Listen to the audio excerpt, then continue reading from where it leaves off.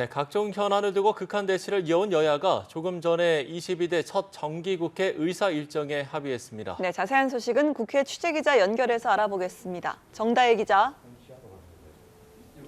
네, 여야 원내 수석 부대표는 조금 전 합의 사항을 발표했는데요. 먼저 다음 달 2일 정기국회 개회식을 열기로 했습니다.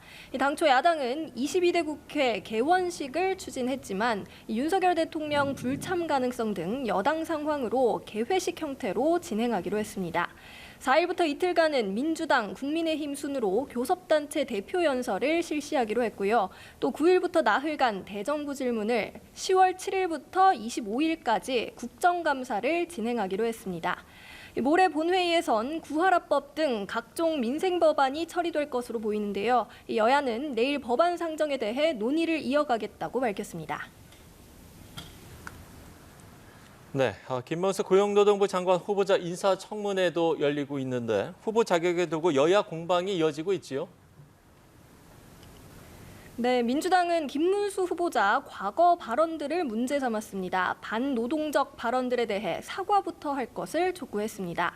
반면 국민의힘은 사과를 강요하는 건 옳지 않다고 맞섰습니다. 민주당 이재명 대표도 막말 논란이 많다고 항의하자 고성이 오가기도 했습니다. 겨우 시작된 청문회에서 김 후보자는 박근혜 전 대통령 탄핵은 잘못됐기 때문에 역사적으로 재평가될 것이라고 말했습니다. 사퇴 의사는 없다고 잘라 말했고요. 막말 논란에 대해선 필요한 경우 사과도 할 것이라고 밝혔습니다.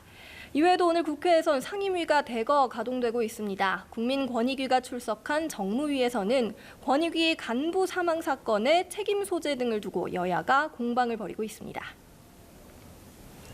네, 그리고 한동훈, 이재명 여야 대표 회담 준비 상황도 전해주시죠.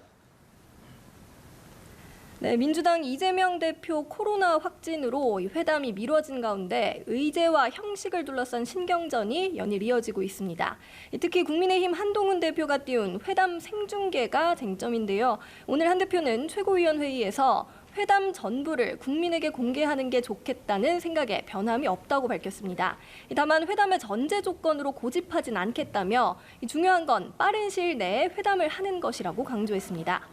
민주당은 한 대표에게 해병대원 특검법을 내놓으라고 압박했습니다. 박찬대 원내대표는 한 대표 약속이 허언이 아니라면 오늘 중에 말이 아니라 법안으로 보여달라고 촉구했습니다. 이재명 대표는 입원 치료를 이어가고 있고요. 여야 대표 비서실장은 이르면 오늘 오후에 만나서 본격 실무 협상에 나설 예정입니다. 지금까지 국회에서 전해드렸습니다.